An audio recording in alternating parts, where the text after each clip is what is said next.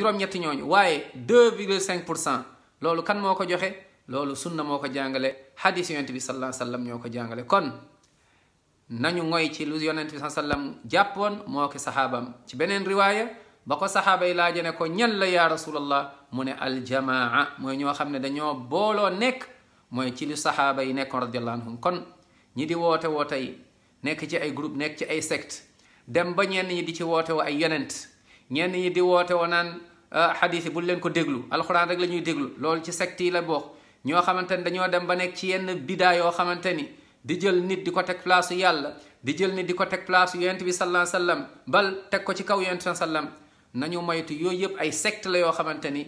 yonent sallam nee na yoonu safara lañ jëm benn moo ci dem aljanna mooy ñoo xamante ni ci li ñu jàpp moom la sahabatul kiram nekkoon radiyallahu anhum moom la yonent bi sallallahu alayhi wasallam nekkoon yàlla nañ ci yàlla boole kon na nga ngoy ci alxuraan ak sunna ndax kat mën a texe bés penc dugg aljanna sinon rek safara nga jëm te yàlla nañ ci yàlla musal